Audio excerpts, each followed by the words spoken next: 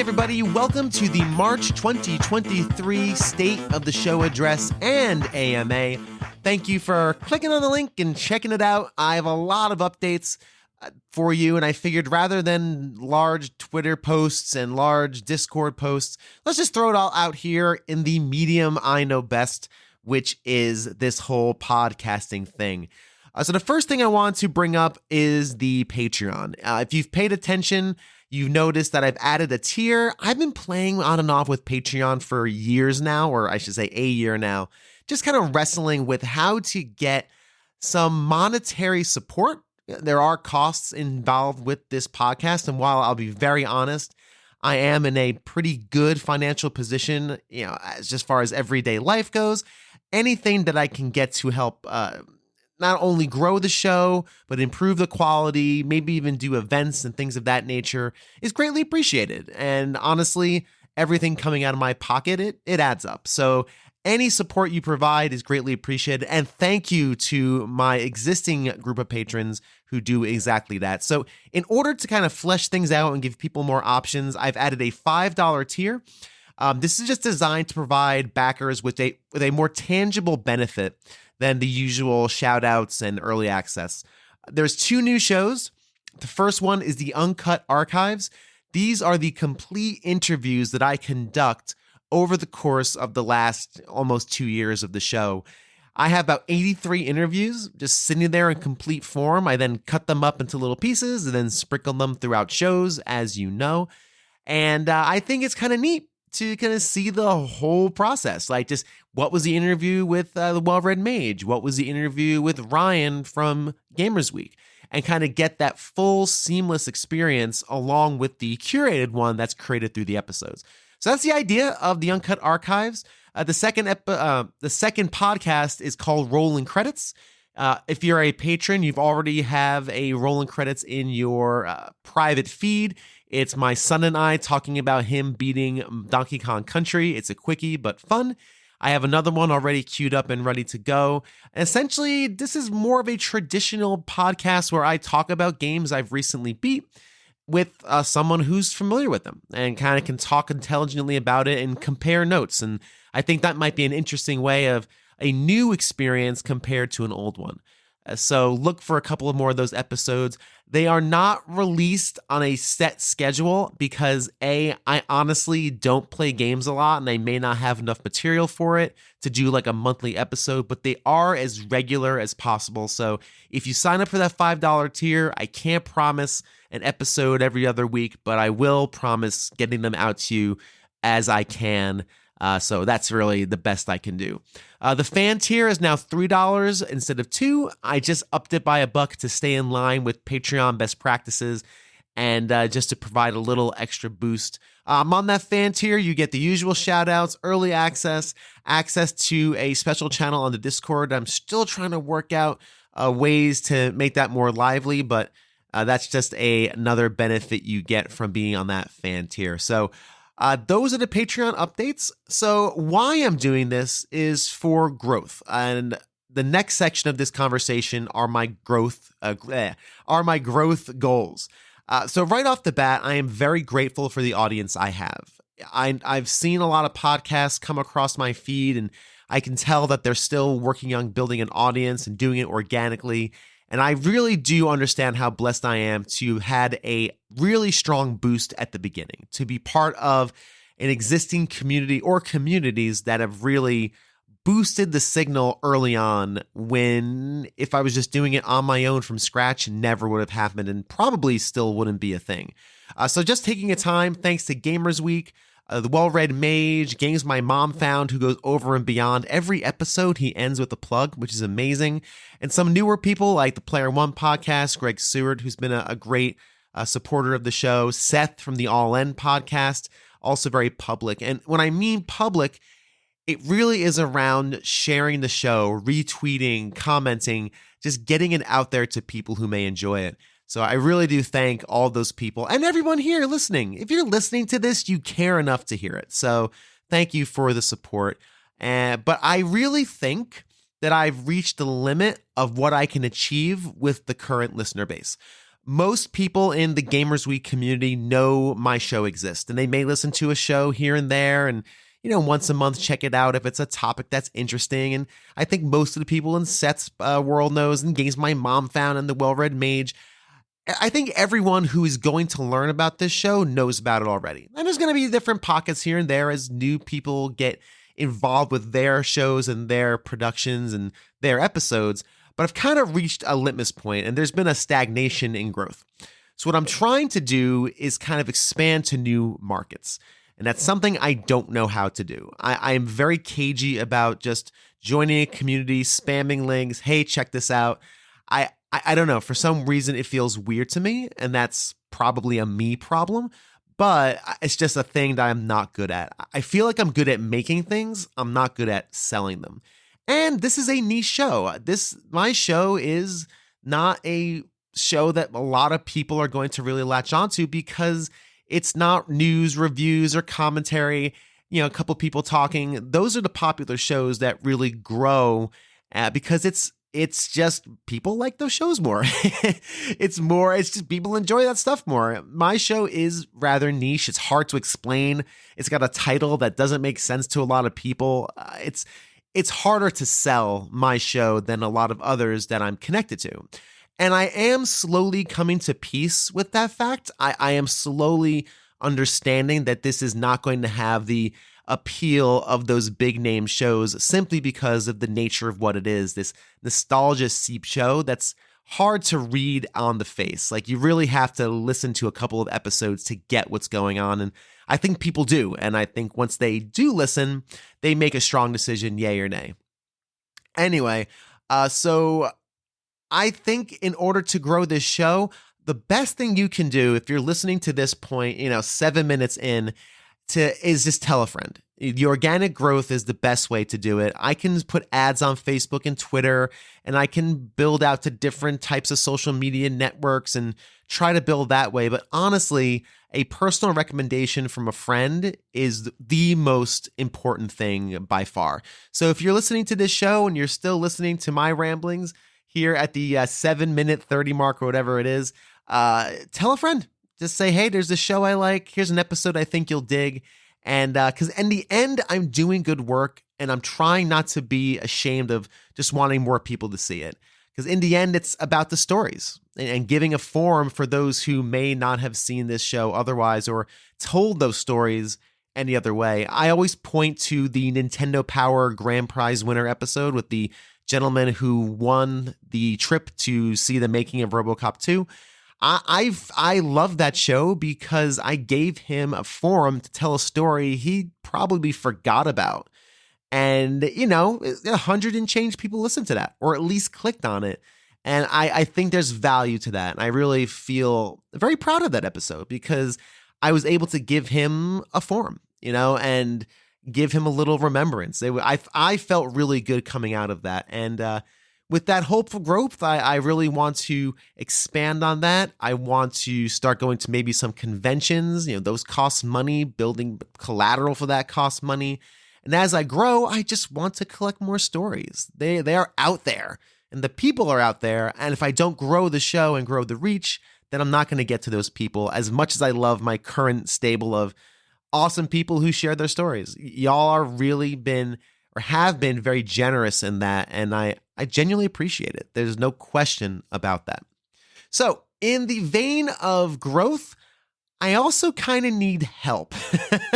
These shows are very labor intensive. One day I'm going to put out a video or something that kind of shows the process of making it, because I think it's actually pretty interesting. It might be one of those things only fellow podcasters may dig, but there is a process to this show. And I would love to hire 2 people. Now, I'm not in this situation now where I can, but if you hear these 2 roles and think you might like to fill one of those roles in literally just a volunteer way, I'm not going to be prideful enough to say no. So I would, I'd put my pride aside to say yes, and my ego aside. The first one is an interview editor. When I do my full interviews, they're usually an hour to an hour and a half. A lot of the admin part of the job is breaking up those episodes into the little chunks and then putting those chunks into the big episode buckets, kind of building the puzzle pieces for an episode and then taking those pieces and turning them into an episode that goes out on the feed. The act of doing that is time consuming. It's just because I'm also adjusting levels and cutting things out if I need to. I would love to have somebody who just tasked with doing that, taking those shows, breaking them up, and then sending me the pieces, along with the kind of the full completed interview for archival purposes. And secondly is a social media or marketing manager. I'm not good at selling this show. I'm not good at naming this show. I'm not good at titling the episodes. So as someone who's adept at pushing things out, who knows SEO and understands the way to grow social media and the way to grow a show, there are people out there I could hire to do this right now, but I'd rather have someone I'm connected to who understands the show and gets it to do it as opposed to like a company. And again, doing that thing would require quite a bit of capital, financial capital to make happen. And I think, again, this show more than others really needs pushes as opposed to just kind of being there. So again, if you're interested in those roles, I'd love to hear from you. Again, I can't pay right now, but we can do some sort of cross promotion if you have content, or I'll buy a lunch one day. One of those things where I can try to make it worth your while. So if you fancy being volunteering for that, I'd love to hear you. DMs are open, Discord, etc. Also, I'm planning on reducing the amount of call to actions in an episode. Call to actions meaning, hey, check out my Discord, my Twitter, my Patreon. I'll always plug my Patreon because it's part of respecting the fans who have, and my friends and fans who have financially contributed to the show. That's just part of that. But I'm trying to reduce the amount of, hey, check me out on Twitters, hey, check me out on Discords. To help that, I'm going to plan on building a website that captures all of that. So I can just say, go to agamerlooksat40.com. Everything you need is there, and shorten out those outros so the episodes conclude a little more naturally. Also working on maybe truncating the outro, my wrap up of things. I sometimes feel like it comes off preachy, and I really want the interviews to speak for themselves and end on a natural way. So also kind of looking to trim things up a bit as far as my personal involvement, stay out of the way of the interviews as opposed to inserting myself, because it's about the other people. That's the whole point of the show, and it really shouldn't be about me. I'm just kind of moving these stories out to the people, injecting my own opinions and thoughts. It's part of it, but just trying to stay out of the way a bit. So hopefully expect to see a little trimmer show going forward. So speaking of shows, let's get to the fun stuff, which is the show schedule coming up for the next month and a half, 2 months. We have a lot of cool stuff coming up. The Zelda Odyssey, the Zelda Never-Ending series is officially done on April 3rd. 4/3 is the final episode of the series. There will be a Majora's Mask recap after the fact. It's not going to be part of this main series because it has to end. And there's other things I want to post and get out there. So you should by this time have the Oracle and handheld episode in your personal feeds. On 3/6, we'll have the Wind Waker episode. On 3/13, a combo episode of Skyward and Twilight. As I move forward with these episodes, I'm getting less material because people aren't nostalgic about new games. They like new games, have opinions, and we'll talk all day about why they like it and why they don't, but the nostalgia piece of it, the memories, they're just not there. I don't think Twilight Princess changed anybody's life like Zelda 2 did or Link to the Past. So I'm truncating some of these last episodes just because I don't have enough material to warrant a full one, and this has to end. So 3/13, Skyward Twilight. On 3/30 is going to be the Zelda 3 questions. Lots of fun. That's going to be a really cool episode answering 3 Zelda questions. 10 people answering the same question with different thoughts and opinions. It's super fun. 327 is going to be the Zelda grab bag and side quests. Lots of bits and pieces that were interesting, but just couldn't make the main shows for time or content or whatever. 327 is going to be those grab bags, pieces and parts. And then finally on April 3rd, 4/3, is the big finale, Breath of the Wild and Beyond. And I think that's going to really wrap up and bookend the show nicely. I have some thoughts and plans for that I think is going to really take this series and turn it into this little, nostalgic encyclopedia. So that's the schedule going forward.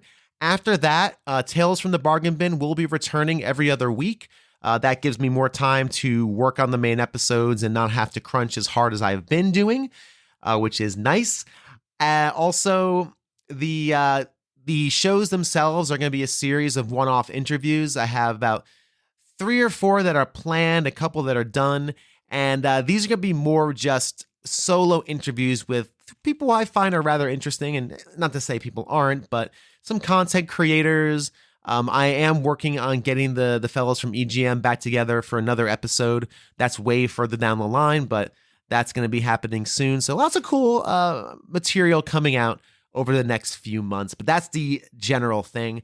I've also decided on the next large series I'm going to do, likely beginning in July or August. And I wasn't going to announce it here because I really want it to be a surprise, but I am going to start reaching out to people soon to talk about it. And pretty soon the cat is going to be out of the bag. So if you're listening this far, this is the official announcement. The next large series is going to be on Final Fantasy.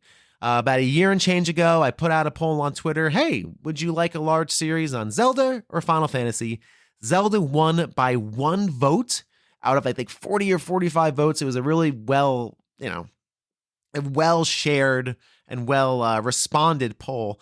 So Final Fantasy is the next one. I'm going to be doing this slightly different. They are going to be more condensed episodes because Final Fantasy has these big tent poles, right? 1, 4, 6, 7, 10, maybe 13 if you feel that way. So there's not enough to say about 2 and 3, right? Or maybe Final Fantasy 5. So these are going to be organized in like 8-bit Final Fantasy, 16-bit Final Fantasy, et cetera, et cetera. And I'm still working on how the organization is going to be because I do want to give time to those giant titles.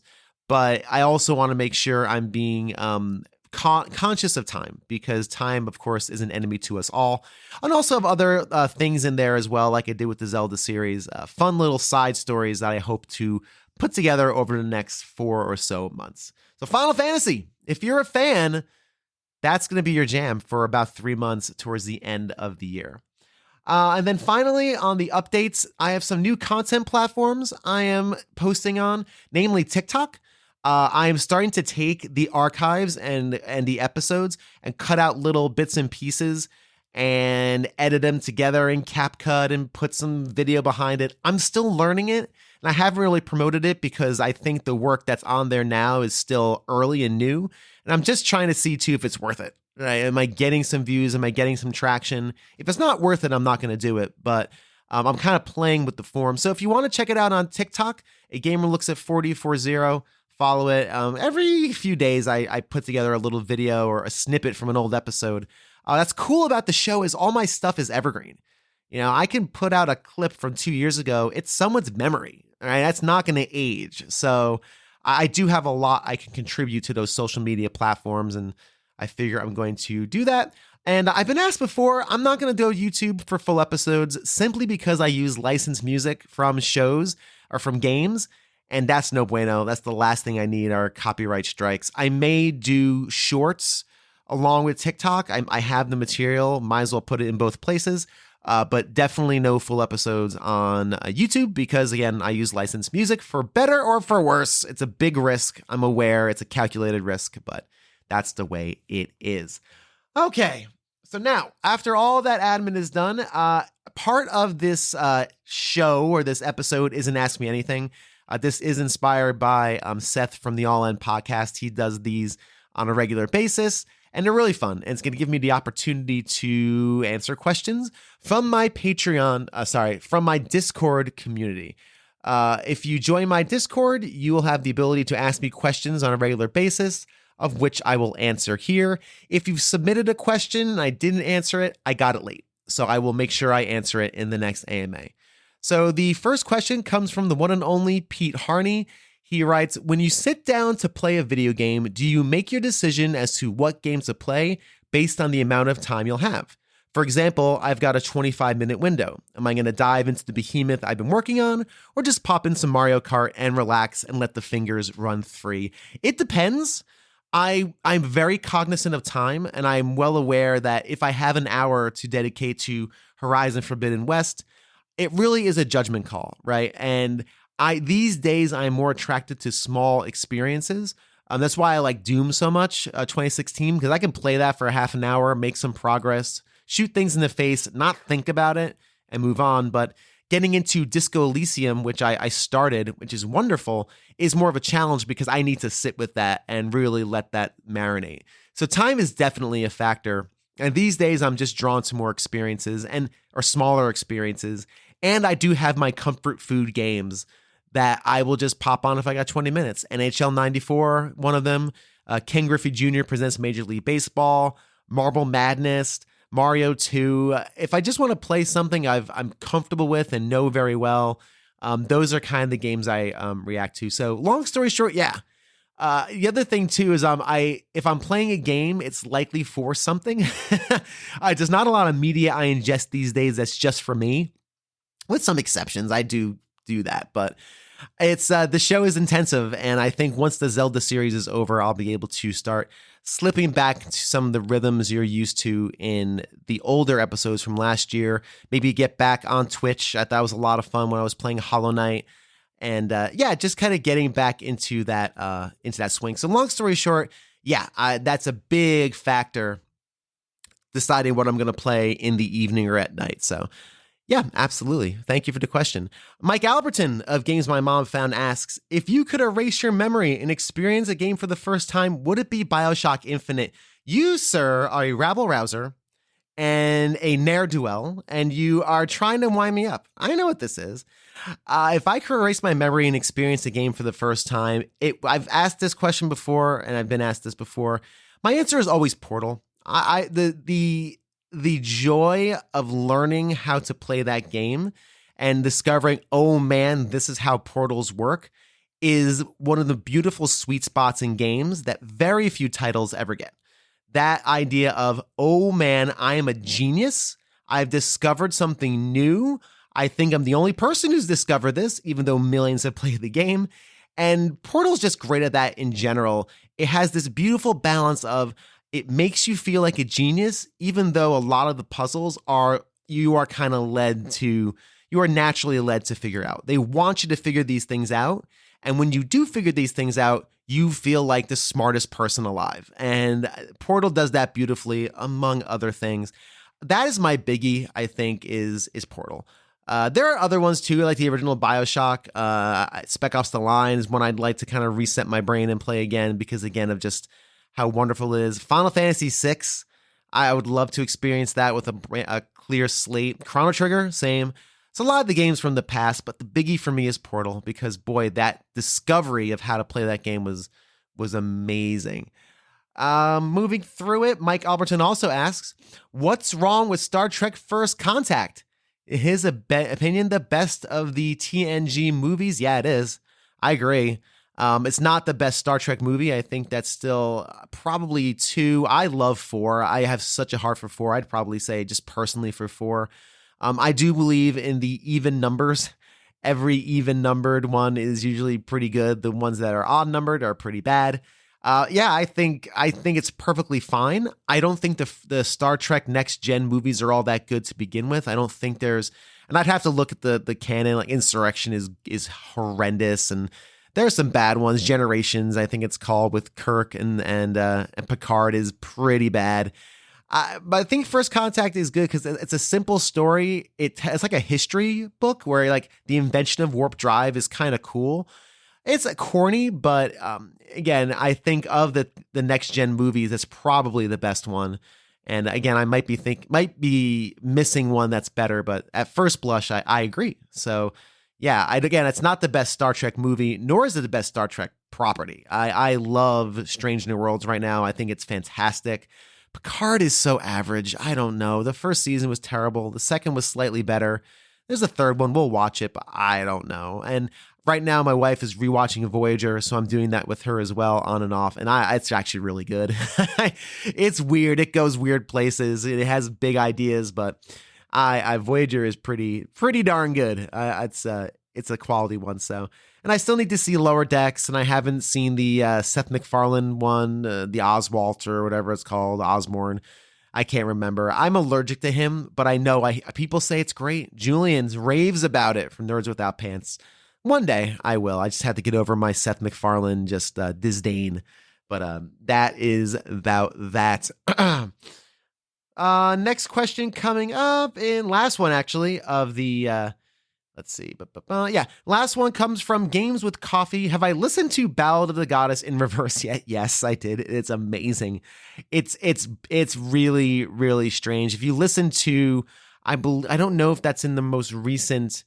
I don't think that's in the most recent series of episodes that's coming up soon. We talk about some of the music in Zelda. Coffee and I think it might be the Wind Waker. I haven't even broken up that interview yet. That happened last night.